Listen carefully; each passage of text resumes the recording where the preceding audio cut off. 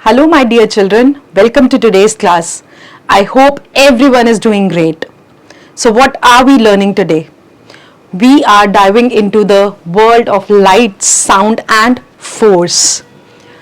So, रोशनी, आवाज और force.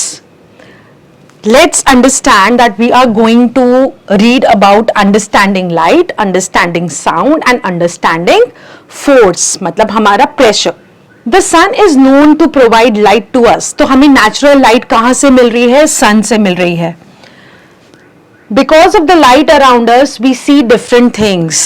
अगर हमारे घरों में रोशनी भी नहीं होगी, दिन के टाइम में हम चीजें देख पाएंगे किससे? सन की लाइट से, सन की रोशनी से. The sun is the main source of light on earth. We can only see things during the day because of this light. हम लोग सिर्फ दिन में ही चीजें देख सकते हैं इस लाइट की वजह से. Although we make use of various items to provide us with light as night falls. जब रात होती है तो रात में चीजें, जब रात का अंधेरा होता है, सन चला जाता है, तो वेरियस चीजें, हम चीजों को देखने के लिए कई सारी चीजों का यूज करते हैं जिसमें से लाइट आती है. उन सब के बारे में अभी हम इस चैप्टर में we will study about it. Understanding light. अभी लाइट होती क्या है? Can we see things when we enter a dark room? अभी आप एकदम पिच डार्क रूम में घुसे, अंधेरा है, क्या आप कुछ देख पाओगे? नहीं. No. The moment we switch on the bulb और tube light we can see everything. वहां पर हमें लाइट की जरूरत पड़ेगी और रूम में रात में लाइट कहां से आएगी? We will switch on the bulb और the tube light. Even we can light candle or there is a mobile light nowadays. So only then we can see, जब वहां पर हम किसी न किसी तरीके की लाइट डालेंगे, रोशनी डालेंगे. This is because we need light to see things. An object that gives out light is called luminous object. जिस ऑब्जेक्ट में से लाइट आ रही है वो ल्यूमिनस ऑब्जेक्ट है. जैसे बल्ब हो गया, टॉर्च, कैंडल, ट्यूब लाइट, हमारी मोबाइल की टॉर्च. जब हम लोग गैस जलाते हैं तो उसमें से फायर आती है. All these are luminous object क्योंकि इसमें से लाइट आ रही है. Sun, bulb, tube light, candle, lamp, torches etcetera are examples of objects that give light and all these are luminous objects. और वो ऑब्जेक्ट्स जिसमें से लाइट नहीं आती वो ल्यूमिनस का ऑपोजिट नॉन ल्यूमिनस. जैसे कि सारी चीजें हैं, door, fridge, toys, books, desk, furniture, किसी में से भी अपने आप कोई लाइट नहीं आ रही. All these things are non-luminous objects. So not all objects give us light. An object that does not give out light is called non-luminous object. For example, kites, robots, clothes, books, purses, toys, etc. तो एक तरीके से हम कह सकते हैं कि luminous objects तो बहुत कम हैं, बाकी सब ही चीजें नॉन ल्यूमिनस हैं. When light falls on any object, we can see it. हम किसी भी चीज को तभी देख सकते हैं जब उसके ऊपर कोई लाइट पड़ी हो. अगर हमारे रूम में कुछ भी पड़ा है, वहां लाइट ही नहीं है, उस ऑब्जेक्ट पर लाइट ही नहीं पड़ रही, we will not be able to see it. We see non luminous objects only when light falls on them. आपके रूम में आपके डेस्क पर बुक पड़ी है, नहीं दिखाई देगी जब तक उस पर लाइट नहीं पड़ेगी. और जो लाइट है वो कैसे ट्रैवल करती है? हमेशा एक स्ट्रेट लाइन में ट्रैवल करती है. मतलब यहां पर एक सोर्स है, यहां सन है, सन से लाइट कैसे जा रही है? एक बिल्कुल स्ट्रेट लाइन में. यहां पर टॉर्च है, टॉर्च से लाइट कैसे जा रही है? सामने बिल्कुल स्ट्रेट लाइन में. तो सोर्स से लाइट बिल्कुल स्ट्रेट लाइन में, स्ट्रेट बीम में निकलती है. So light always travels in straight line as thin beam of rays. Shadow, परछाई. करेक्ट. जब हम रोड पर चलते हैं तो हम देखते हैं हमारे साथ साथ हमारे ही जैसे शेप का एक ब्लैक कलर का कुछ चल रहा है रोड पर. What is that? That's a shadow.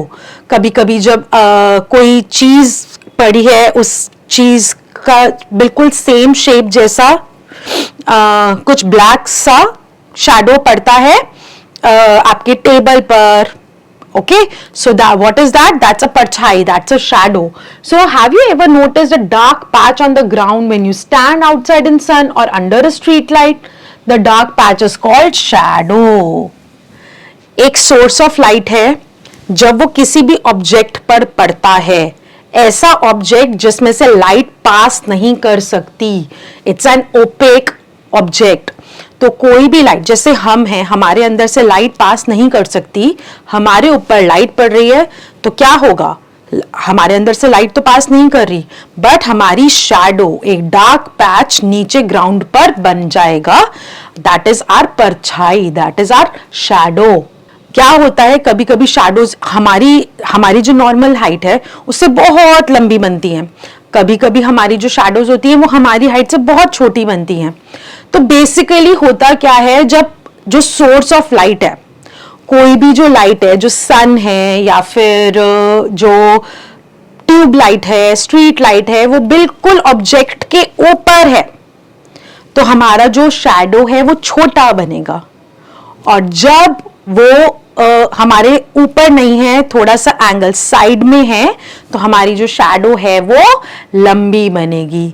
तो तभी आफ्टरनून में जब सर के ऊपर एकदम सन होता है, धूप होती है बाहर, outside when you go, when afternoon में जो सन है वो एकदम सर के ऊपर होता है, हमारी शैडो जो है छोटी बनती है। और इवनिंग और मॉर्निंग में जब जो सन है वो साइड में ईस्ट और वेस्ट की तरफ होता है, हमसे दूर होता है, हमारे ऊपर नहीं होता, तो शैडो जो है वो लंबी बनती है। So let's read it. Sometimes shadows are smaller and sometimes they are bigger than the actual size. A shadow is always formed on the opposite side of the source of the light. अभी क्या होता है कि जो source of light यहाँ पर है और object यहाँ पर है, तो अगर source of light इस तरफ है तो हमारी shadow कहाँ बनेगी, opposite side, same side पर shadow नहीं बनेगी, it will always be on opposite side. When any heavenly body obstructs the path of light of the sun and eclipse is formed, there are two types of eclipses, solar eclipse and lunar eclipse. अभी क्या होता है, जो sun है वो light throw कर रहा है अर्थ पे, कभी कभी जो हमारा स्पेस है उसमें इतनी हेवनली बॉडीज है, प्लैनेट्स है, एस्ट्रॉइड्स हैं, मीटेरॉइड्स हैं, बहुत सारे अलग अलग हेवनली बॉडीज हैं, तो कभी जब वो सन के रास्ते में आ जाता है, सन के सामने आ जाता है और पूरी लाइट अर्थ पे पड़ने नहीं देता, सो उस फिनोमेना को, उसको हम क्या बोलते हैं, we call it eclipse, we call it eclipse. दो टाइप के एक्लिप्स हैं, सोलर एक्लिप्स और lunar eclipse. All right, so let's scratch our brain a little bit and fill in these blanks. Dash helps us to see the world around us. So basically light helps to see the world around us. The dash is the main source of light on earth, sun. Dash and dash are luminous objects. आप कुछ भी लिख सकते हैं, bulb, candle, तो जिस भी object में से लाइट आ रही है वो सब ल्यूमिनस हैं। Dash are formed when one heavenly body obstructs the light of the sun, eclipse is formed. Okay, so eclipse is formed when heavenly body obstruct the light of the sun. ये तो हुई सब light की बातें। अब हम करेंगे sound की बातें, आवाज की बातें। ये तो हुआ जो हमें दिखाई देता है। लेट्स टॉक अबाउट कि हमें क्या सुनाई देता है। Okay, understanding sound. जब हम बोलते हैं तो हमारे थ्रोट से, हमारे माउथ से आवाज निकलती है। वो आवाज कैसे निकल रही है, हमारी टंग जो है वो बात कर रही है, आवाज निकाल रही है। So when we talk we are making a sound, our tongue helps us to make sound. We hear sounds of all kinds with help of our ears. Ears help us to hear. हमें रोज कितनी आवाजें सुनाई देती है। अभी मैं बोल रही हूं, यू आर लिसनिंग, तो ये आवाज है। रोड पर जाते हैं, vehicles honking, birds chirping, dogs barking, your parents speaking, some music, some loudspeaker, children talking in the class. हर तरफ से हमें सिर्फ आवाजें ही आवाजें सुनाई दे रही होती हैं। कुछ आवाजें हमें बहुत अच्छी लगती हैं, प्लेजेंट लगती हैं, हमारे ईयर्स को बहुत आराम देती हैं, और कुछ आवाजें इतनी अनप्लेजेंट होती हैं, हमें लगता है बस वो बंद हो जाए, करेक्ट। जैसे बहुत लाउड म्यूजिक डीजे का, कभी लाउड स्पीकर बज रहा है, क्लास में बच्चे शोर करते जा रहे हैं, कभी गलती से अगर आप फिश मार्केट चले जाओ तो वहां पर इतना ज्यादा नॉइज होता है, इतनी अनप्लेजेंट साउंड होती है. So we keep on hearing sounds here and there every day. So let's read about it. We can hear a variety of sounds all around us. Some of these are useful, such as ringing of an alarm clock. सुबह आप alarm clock से उठते हैं, that is a very useful sound. Ringing of a school bell. School bell के according आप school में जाते हैं, पीरियड खत्म होता है, रिसेस होता है, फिर स्कूल से जाते हैं. It all depends on the ring, school bell. The cry of a baby, bark of a dog, horn of the passing vehicles. Some sounds are soft. Example, whisper. जब हम धीरे धीरे बोलते हैं, ऐसे करो ऐसे करो. So what is whisper? जब हम इतना धीरे बोलते हैं कि सिर्फ हमारे साथ वालों को सुनाई दे, पूरे में ना सुनाई दे. That's a very soft voice and that's called whisper. Some sounds are loud. Example, a police siren. शू शू शू शू करके सायरन चलता है, एम्बुलेंस का सायरन, फायर ब्रिगेड का siren. So basically all the emergency vehicles का siren, it's like very loud कि आप हट जाओ रास्ते से, एक इमरजेंसी व्हीकल आ रहा है. Some sounds are pleasant. Example, music. Some sounds are unpleasant. Example, loud speaker in procession. Noise. Now what is noise? Daily सुनते होगे आप लोग अपनी क्लास में टीचर को बोलते हुए, please don't make noise, don't make noise. What is noise? ये नॉइज होती क्या है एक्चुअली?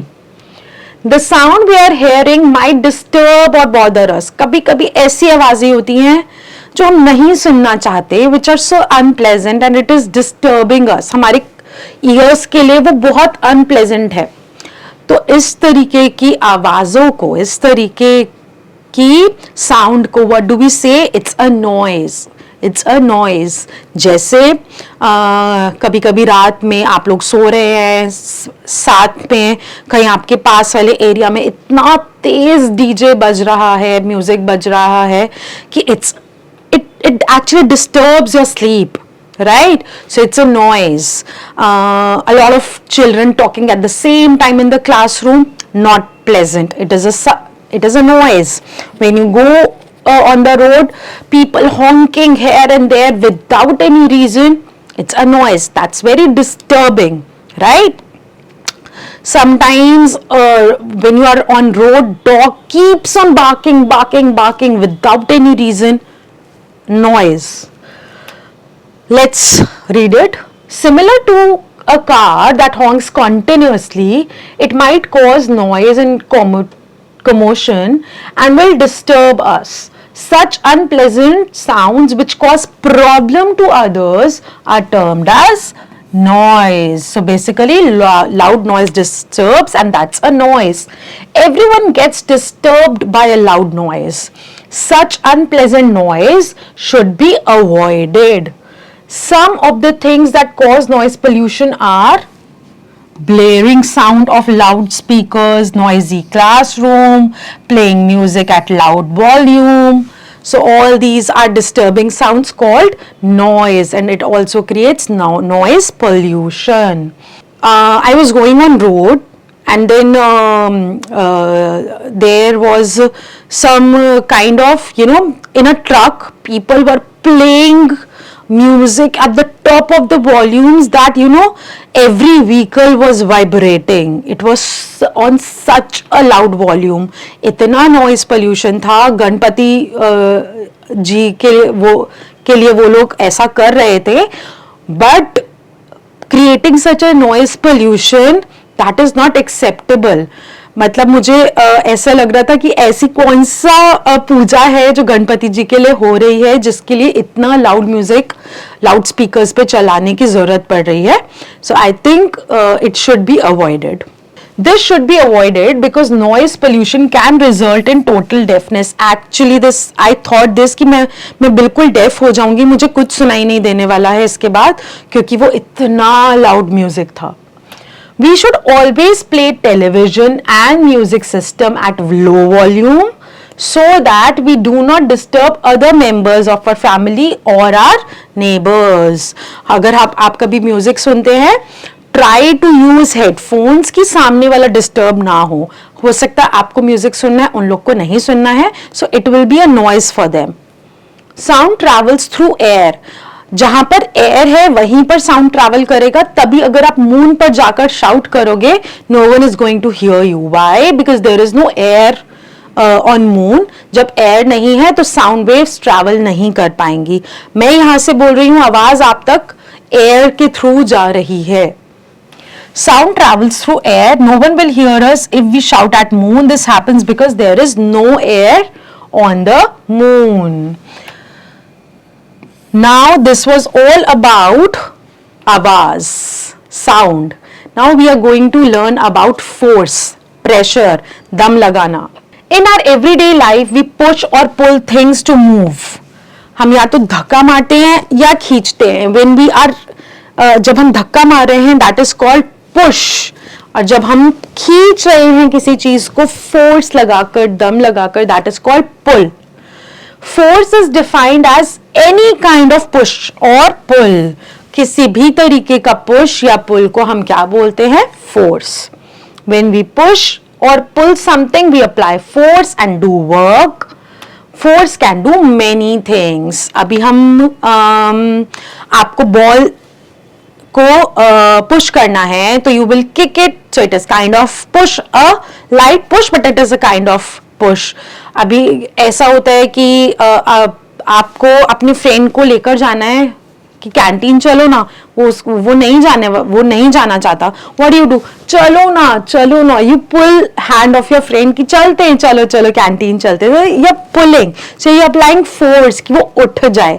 ओके, सो जो पुश है, जो धक्का मारते हैं हम लोग, जो किसी चीज को खींचते हैं, what does it do? It can do a lot of things.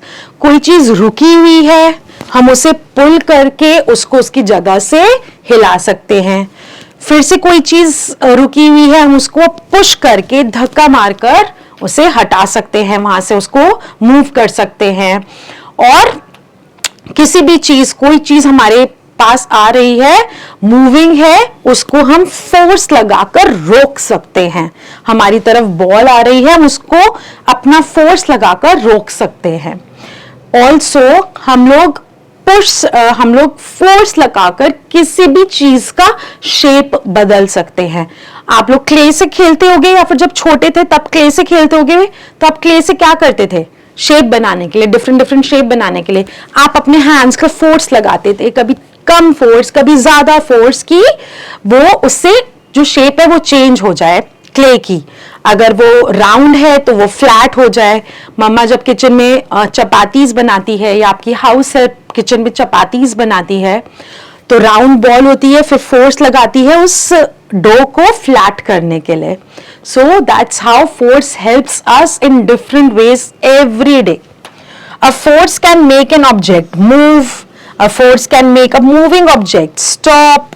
A force can change the shape of the object. अब एक अलग टाइप का फोर्स है which is called friction.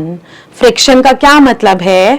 जब कोई भी दो चीजें आपस में रब होती हैं, एक चीज रुकी हुई है, दूसरी चीज मूव हो रही है, तो जब वो मूव हो रही है, जो मूविंग चीज है वो रुकी हुई चीज के साथ में रब हुई, और रब होकर जब वो चल रही है किसी स्पीड में, उसकी स्पीड धीरे धीरे कम हो गई और रब करते करते वो पूरी की पूरी जो है रुक जाएगी.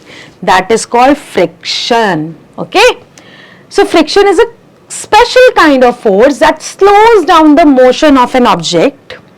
A moving ball stops after some time due to friction. एक सरफेस है, एक फ्लोर है, उस पे बॉल जा रही है.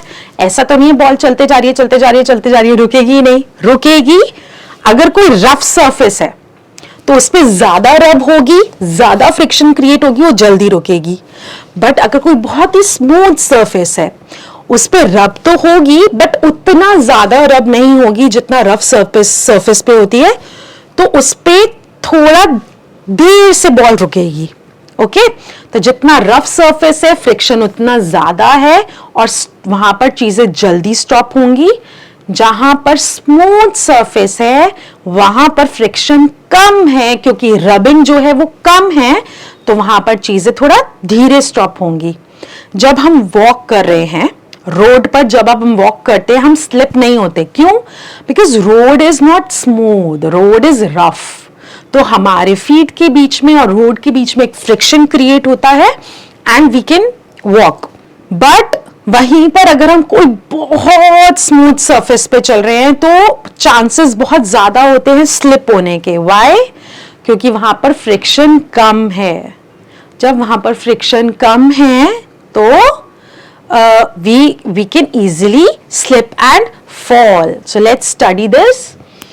A moving ball stops after some time due to friction. Friction is caused when two objects touch or rub each other. When friction is less, things slide easily. When friction is more, it becomes difficult to move things. Friction helps us to walk. If there was no friction, everyone would keep falling. So this was all about force. We have learnt about light, sound and force. So these are few keywords that we learnt in today's lesson. Luminous object, an object that gives out light. Now non-luminous, an object that does not give light. Shadow, dark patch formed when object blocks the path of the light. Noise, loud and unpleasant sound. Force, a push or a pull. Friction, a force that slows down the movement.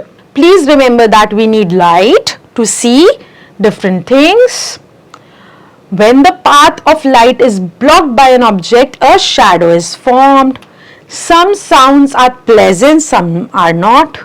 Force is defined as a kind of push or pull that moves an object. Let's assess ourselves and see what have we learned in today's lesson. This is the main source of light on earth. Sun is the main source of light on earth. That sound irritate us, unpleasant sound irritate us, that's a noise. Force can do many things. Stop a moving object, move a stopped object, shape, it can change the shape of the object. Friction is caused when two objects rub each other. Please state true or false for the following statements. Light travels in curved lines. No, it travels in straight lines. So false. A shadow is formed on the same side of the light source. No, it forms on the opposite side. Any kind of push or pull is known as force. Correct. Force can change the shape of an object. Correct. Friction develops when two objects are kept apart. No, when they rub each other, when they are in contact with each other, then only friction is created. That's a false statement. You have to answer these questions in your notebook. We can discuss it in short here. What are luminous objects? Objects that emit light. Give two examples: candle, sun, torch, etc. What are non-luminous objects? Objects that do not emit light. Give two examples. Any example: bed, book, desk, chair. What is shadow? A dark patch formed when the path of the light is obstructed by an object. It's called a shadow. Mention the different kinds of sounds around us. You can mention any: barking of dog, children speaking, baby crying, chirping of birds, honking of horns, a bell ringing, alarm clock ringing. So there are many kind of sounds. What is a noise? Unpleasant sound that disturbs us. What is force? Any push and pull is called force. How does it help us? To move a thing, to stop a thing, to change the shape of a thing. Skill based questions. Select the word that tells about the force shown in the picture. What is gravity? When the earth pulls something towards itself, it's called gravity. So this is gravity. Number 2, friction. When two objects rub each other, that's a friction. So that's number 3. Push. When a person pushing something, that's number 4. Pull. This man is pulling his luggage, and that's number 1. There are some very fun based questions that you can do yourself with your parents, with your companions, and have fun with the chapter. Like you can look at these picture and circle the picture that are the light sources. So this is a light source, this is a light source, and this is a light source. Check the box under if they would make a shadow. I think everything will make a shadow except this jar, because it allows the light to pass through it. It doesn't obstruct the light. Okay, so it will also make, everything will make a shadow except the glass jar. Okay, now you can make a jal tarang reading the instructions. Also, there is some knowledge about history of Jantar Mantar. Here are few tips mentioned to be a responsible citizen. How can you play music softly and knock the door of the neighbor when you enter their house, and everything. Okay, when you are celebrating Diwali, do not burst crackers because it creates a lot of noise pollution and air pollution too. So that's all in today's lesson. I hope you have learned a lot many things about light, sound and force, and you are going to observe all these things in your environment, in your surroundings. That's all for today. I hope you enjoyed the session as much as I did. Keep learning, keep shining. Bye bye.